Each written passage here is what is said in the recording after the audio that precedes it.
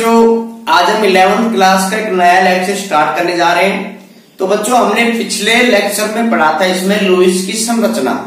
Lewis की संरचना में हमने कुछ रूल पढ़े थे जिसके आधार पर हम किसी भी परमाणु की, किसी भी अणु की क्या बना सकते हैं, लुईस संरचना का निर्माण कर सकते हैं। अब बच्चों, जैसे एग्जाम्पल की बात करें इसमें, तो यहां से हमारे पास एक एग्जाम्पल था O3 का, ओजोन का था इसमें, जिसके ऊपर यहाँ पे ऑक्सीजन और एक ऑक्सीजन के बीच में सिंगल बॉन्ड था और दो ऑक्सीजन के बीच में कैसा बॉन्ड था, डबल बॉन्ड था। अब जो हमारे पास लुईस की संरचना है वो किसी भी अणु की क्या बता रही थी, स्ट्रक्चर बता रही थी, और इसी के साथ साथ ये भी हमें बता रही थी कि किन परमाणुओं के बीच में क्या पाया जाता है, सिंगल बॉन्ड पाया जाता है और किन के बीच में डबल बॉन्ड पाया जाता है। यानी कि जो हमारे पास लुईस संरचना थी वो किसी भी अणु की संरचना के साथ साथ उनके बंध, यानी कि कौन से बंध पाए जाते हैं और किस स्थान पे पाए जाते हैं, उन सभी की व्याख्या एक अच्छी तरह से कर पा रही थी। लेकिन बच्चों, अगर बात करें, आपने जैसे छोटी क्लासों में सुना होगा कि बॉन्ड दो प्रकार के होते हैं, एक तो सिग्मा बंद होते हैं, एक तो सिग्मा बंद होते हैं और कैसे होते हैं, पाई बंद। तो जो हमारे पास लुईस स्ट्रक्चर थी या लुईस संरचना थी वो किसी भी अणु में पाई बंद और सिग्मा बंद को के बारे में नहीं बता रही थी। तो ये थी क्या, उसकी कमियां थी। क्या कमियां थी बच्चों, कि जो आपके पास लुईस संरचना थी वो किसी भी अणु में बहुबंध या सिंगल बॉन्ड इनको अच्छी तरह से प्रदर्शित कर रही थी और अणु की संरचना को भी प्रदर्शित कर रही थी। लेकिन उस अणु में पाए जाने वाले जो सिग्मा और पाई बंध है उनके बारे में कुछ नहीं बताया हमें। तो ये क्या थी उसकी बच्चों, कमी थी। दूसरी कमी क्या थी इसमें, कि जो आपके पास अणु है उसकी आकृति बना दी इसमें, लेकिन उसकी ज्यामिति किस प्रकार की होती है। ठीक है, आपने ये सुना होगा इसमें कि जैसे कार्बन की जो ज्यामिति होती है वो होती है समचतुष्फलकीय। ये आपने 10th क्लास में पढ़ा था चैप्टर नंबर 8 में कि कार्बन की ज्यामिति कैसी होती है, समचतुष्फलकीय। लेकिन यहां अगर बात करें तो इसकी कोई शेप नहीं बताता, कौन नहीं इसमें, लुईस डॉट स्ट्रक्चर। तो ये लुईस की क्या थी कमियां, कि लुईस किसी भी परमाणु, किसी भी अणु की संरचना को प्रदर्शित नहीं करता है और अणु में उपस्थित सिग्मा और पाई बंध को प्रदर्शित नहीं करता है। अब उनकी कमियों को कौन पूरा करेगा, संयोजकता बंध सिद्धांत। सबसे पहले इसको दिया था हाइड्लर ने दिया था, फिर पोलिंग और स्लेटर ने इसको आगे बढ़ाया था। अब बच्चों, हम बात करते हैं कि हमारे पास जो बीबीटी है इसके अनुसार कि जो भी आपके पास परमाणु आपस में संयोग करके किसका निर्माण करते हैं, अणु का। तो जो भी परमाणु, जिन अणुओं में जो परमाणु संयोग करते हैं वो वीबीटी के अनुसार वो क्या करते हैं, ओवरलैप। ओवरलैप का मतलब बच्चों, जैसे हमारे पास क्या हो गया कि कोई भी परमाणु कक्षक है, ठीक है, या तो SPDF कुछ भी हो सकता है, ये हमारे पास दूसरा है इसमें, ठीक है। ये दोनों क्या करेंगे, आपस में इस प्रकार से ओवरलैपिंग ऐसे ज्वाइंट हो गए इसमें, तो ये क्या कहलाती है, ओवरलैप होना इसमें। तो वीबीटी के अनुसार जब किसी भी अणु का निर्माण होता है तो उसमें जो परमाणु हैं उनके रिक्त डी कक्षक, या हम कह सकते इसमें अर्धपूरित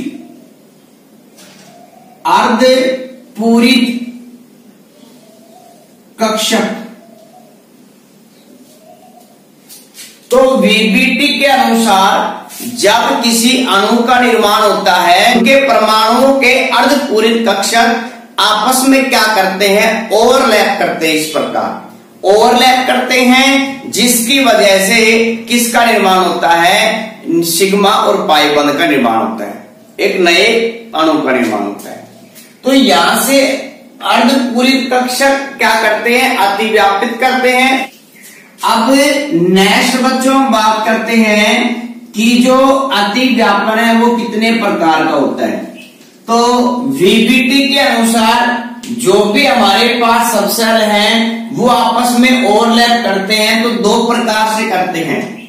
फर्स्ट हमारे पास इसमें है समाक्ष अतिव्यापन और दूसरा हमारे पास है समपार्श्विक अतिव्यापन। समपार्श्विक अतिव्यापन, ठीक है बच्चों। तो दो प्रकार का हमारे पास इसमें अतिव्यापन होता है, समाक्ष और समपार्श्विक। जो समाक्ष अतिव्यापन होता है बच्चों, इसको दूसरा नाम भी देते हैं इसमें, इसका दूसरा नाम हमारे पास इसमें head on overlapping, head on overlapping. और जो हमारे पास समपार्श्विक होता है उसको कहते हैं बच्चों side wise overlapping, side wise overlapping. तो बच्चों दो प्रकार का अतिव्यापन होता है कक्षकों में इसमें। एक फर्स्ट हमारे पास होता है समाक्ष, दूसरा होता है समपार्श्विक। और एक जिसको कहते हैं हेड ऑन ओवरलैपिंग इसमें, उसको कहते हैं साइड वाइज ओवरलैपिंग। इनका मतलब क्या होता है बच्चों, जैसे हमारे पास ये जो कक्षक है, एक कक्षक हमारे पास ये, एक दूसरा कक्षक ये, अगर ये इस प्रकार से हेड यानी कि इस प्रकार से अगर ओवरलैप करते हैं तो वो कहलाते हैं क्या, हेड ऑन ओवरलैपिंग यानी कि समाक्ष अतिव्यापन कहलाएंगे। अगर ये दोनों इस प्रकार से, अगर दोनों इस प्रकार से क्या करते हैं, अतिव्यापित करते हैं, तो वो कहलाते हैं बच्चों हमारे पास साइड वाइज ओवरलैपिंग, या क्या कहलाते हैं बच्चों, समपार्श्विक अतिव्यापन कहलाता है। अब बच्चों हम बात करते हैं कि हमारे पास जो सबसेल इसमें एस पी डी एफ। सबसे पहले हम थोड़ा रिवाइज कर लेते हैं। हमने पिछले वाले लेक्चर में पढ़ा था बच्चों की जो एस सबसेल है उसकी जो शेप होती है वो कैसी होती है, स्फेरिकल होती है। जबकि जो पी सबसेल है उसकी शेप होती है बच्चों डम्बल शेप होती है। और जो बच्चों डी सबसेल है उसकी जो शेप होती है वो होती है बच्चों डबल डमलाकार। तो ये शेप हमारे पास एस की कैसी होती है, स्फेरिकल, पी की कैसी होती है डमलाकार, और डी की कैसी होती है डबल डमलाकार। अब हम बच्चों इन सबसेल में देखते हैं कि आपके पास जो ये सबसेल है इनमें किस प्रकार से ओवरलैपिंग होता है। समाक्ष अतिव्यापन होता है तो उसके द्वारा जो बंध का निर्माण होता है वो कौन से बंध का होता है बच्चों, सिग्मा बंध का। और जो हमारे पास समपार्श्विक अतिव्यापन होता है उसके फलस्वरूप किसका बॉन्ड का निर्माण होता है, पाई बॉन्ड का। ठीक है बच्चों, अब हम बात कर रहे हैं इसमें कि हमारे पास समाक्ष अतिव्यापन के एग्जाम्पल है हमारे पास में। फर्स्ट हमारे पास है एस एस अतिव्यापन, एस एस अतिव्यापन। ऐसे बच्चों हमारे पास एक तो एस और दूसरा क्या एस, तो यहां से एक एस कक्षक और ये दूसरा एस कक्षक आपस में क्या करते हैं, ओवरलैपिंग करते हैं, और वो भी एक ही डायरेक्शन में। ठीक है, वैसे एक्स के लिए कोई डायरेक्शन नहीं है इसमें, एस के लिए, क्योंकि एस क्या होता है, स्फेरिकल होता है। जब कभी भी आपस में सहयोग करेगा तो कौन सी करेगा इसमें, हेड ऑन वाली ओवरलैपिंग ही करेगा। ठीक है, तो इसमें कोई डायरेक्शन नहीं है इसमें एक्स या वाई। जब कभी भी किसी भी साइड से अगर ओवरलैपिंग करते हैं तो वो क्या कहलाते हैं बच्चों, हेड ऑन ओवरलैपिंग ही कहलाएगी।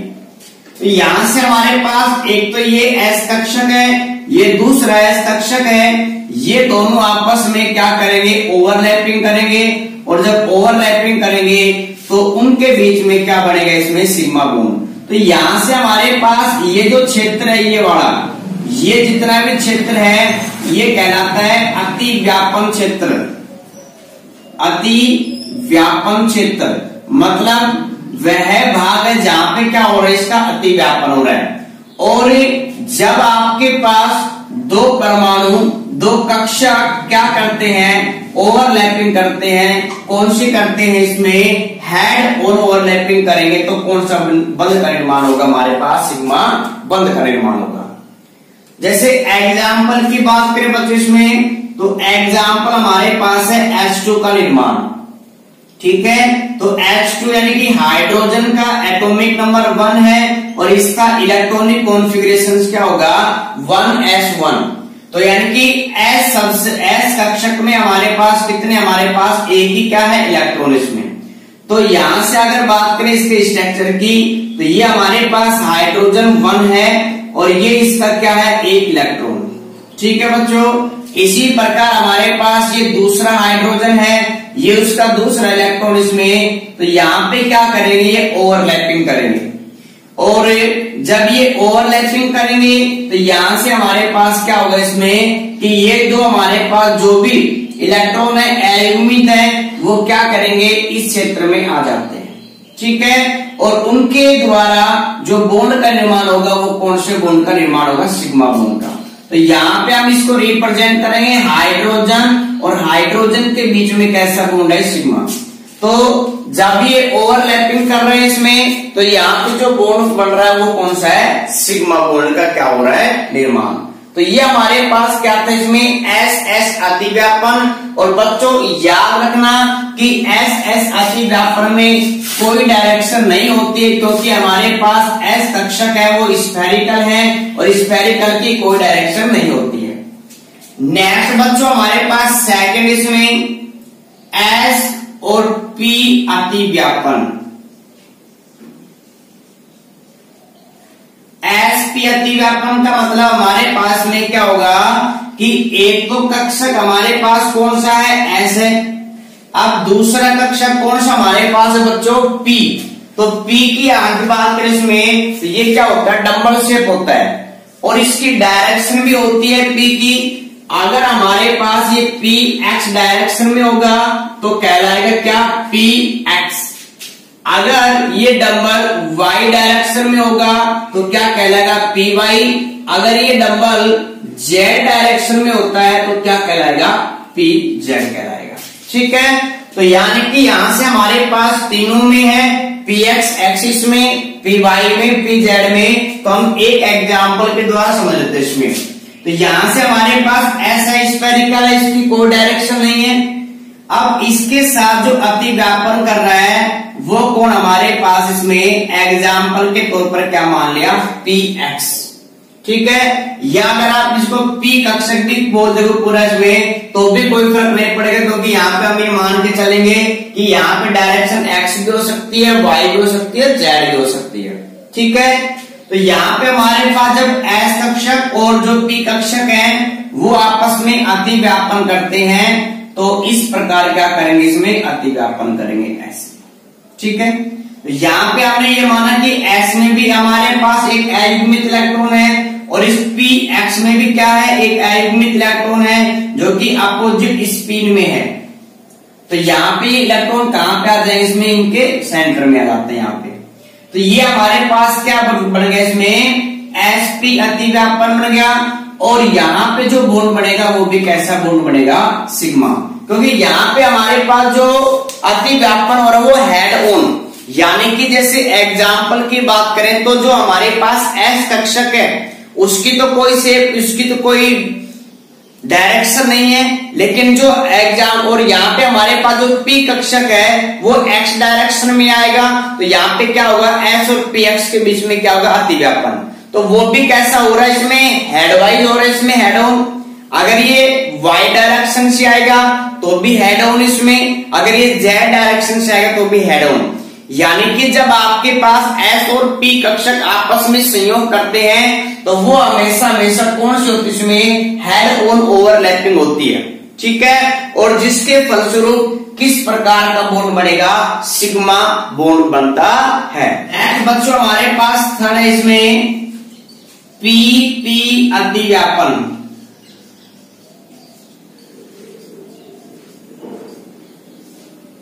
P अतिव्यापन। तो आपकी बार जो हमारे पास कक्षक संयोग कर रहे हैं वो कौन से इसमें P है।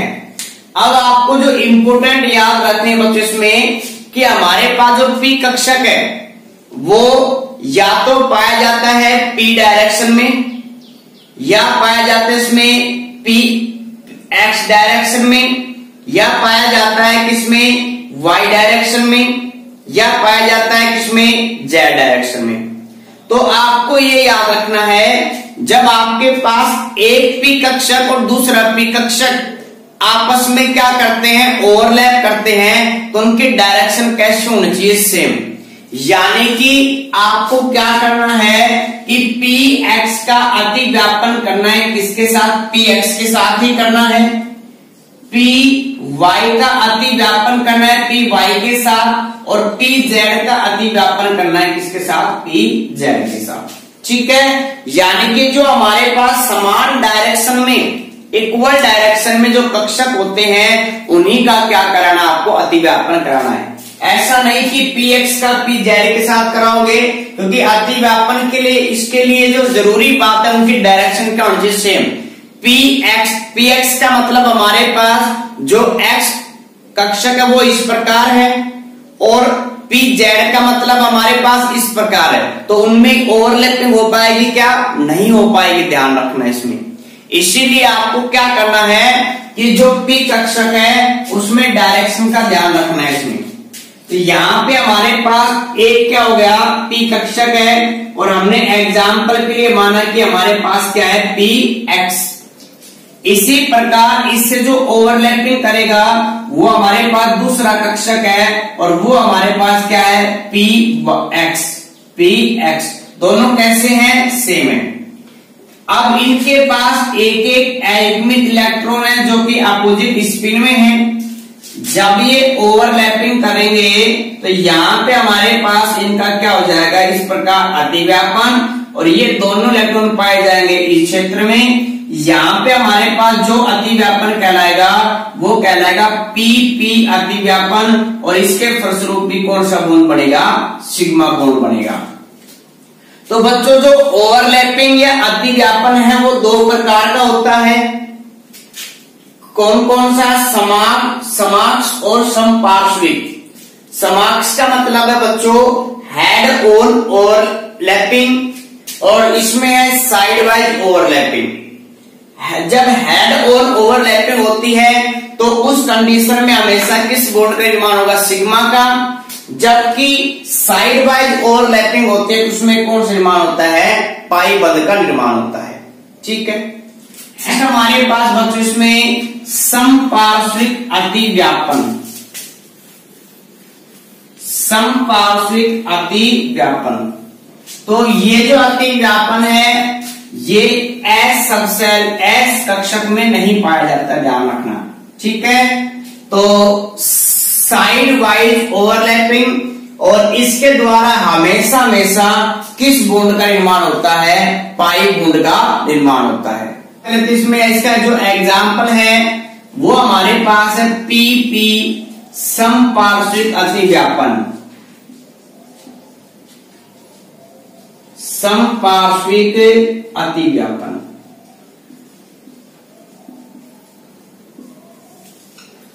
तो यहां पे हमारे पास जो अतिव्यापन है वो P और P के बीच में इसमें।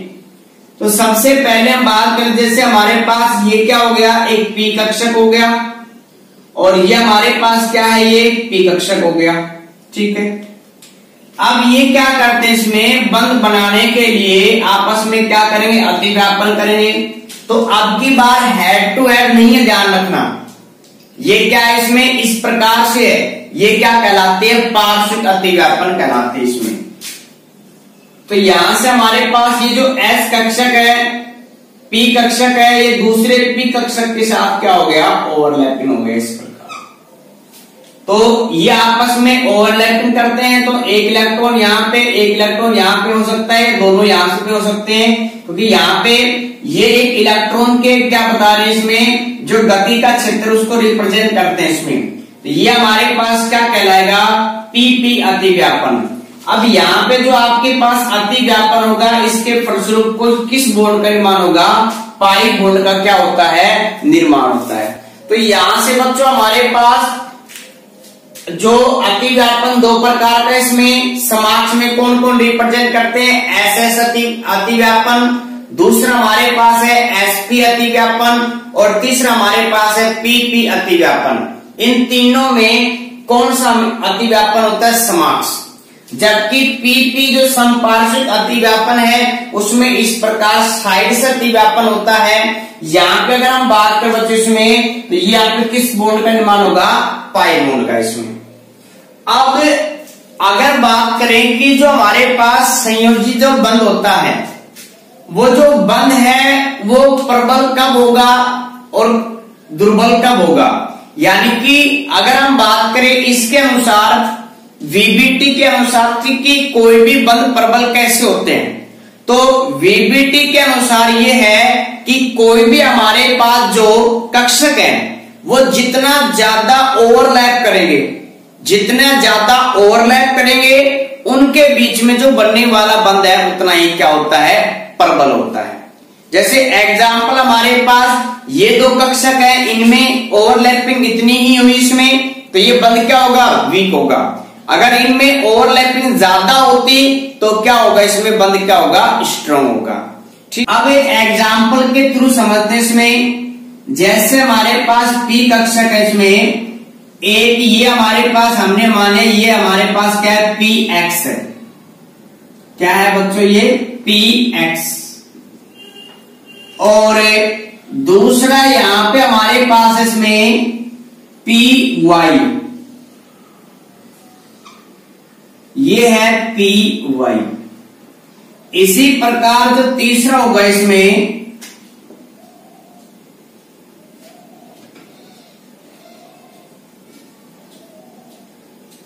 इसको क्या मान लिया हमने? पी, वो तीनों डायरेक्शन में है, पी एक्स में, पी वाई में, पी जेड में। ठीक है। अब इसी के साथ जो हमारे पास जो संयोग करने वाला कक्षक है वो भी पी है, तो इसका हमारे पास क्या होगा? ये पी एक्स, पी एक्स,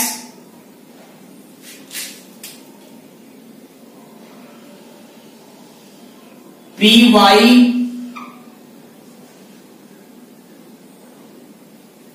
और ये हमारे पास है पी जेड। अब हम इनमें क्या कराते हैं? अतिव्यापन कराएंगे और देखेंगे कि कौन सा इनमें से जो कक्षक है उनका हेड ऑन ओवरलैपिंग हो रही है या किस में साइड ओवरलैपिंग होती है, यानी कि किसके फलस्वरूप इसमें सिग्मा बंध बनेगा और किसमें पाई बंध बनेगा। तो सबसे पहले आपको याद रखना कि जो पी कक्षक है उसमें डायरेक्शन पाई जाती है, तो पी एक्स का अतिव्यापन किसके साथ होगा? पी एक्स के ही साथ। यानी कि यहां से हमारे पास जब ये पी एक्स और पी एक्स आपस में इस प्रकार अतिव्यापन कर रहे हैं, तो ये अतिव्यापन कौन सा कहलाएगा बच्चों? कौन सा कहलाएगा? इसमें हेड ऑन ओवरलैपिंग यानी कि समाक्ष अतिव्यापन कहलाएगा, जिसके फलस्वरूप किस प्रकार का बंध बनेगा? सिग्मा बंध का निर्माण होगा इसमें। तो यहां पे हम फिर से बनाते हैं बच्चों इसको कि ये हमारे पास पी एक्स है और ये हमारे पास दूसरे एटम का पी एक्स है। इन्होंने क्या किया? इसमें ये दोनों आपस में क्या हो गए? ओवरलैपिंग कर लिए। ठीक है। और ओवरलैपिंग जब हेड टू हेड होती है इसमें, तो कौन से बंध का निर्माण होता है? सिग्मा बॉन्ड का क्या होता है? निर्माण होता है। अब बच्चों हमारे पास एक जो कक्षक हमारे पास इसमें वो है पी एक्स, पी एक्स। तो इनमें क्या होगा बच्चों? अतिव्यापन होगा। कौन सा होगा इसमें? समपार्श्विक अतिव्यापन होगा।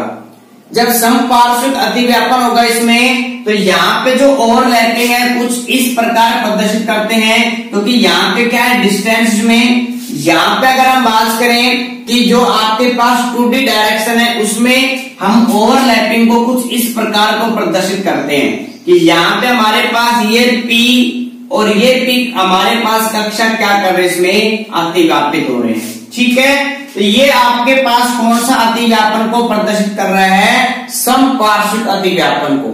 तो यहाँ पे जो हमारे पास जब समपार्श्विक अतिव्यापन होगा तो किस प्रकार का निर्माण होगा बच्चों? पाई बॉन्ड का क्या होगा? निर्माण। अब हमारे पास एक कक्षक और बचा हुआ है वो है PZ। ये PZ और ये हमारे पास क्या बच्चों इसमें PZ। तो PZ और PZ का ये क्या होगा, अतिव्यापन होगा।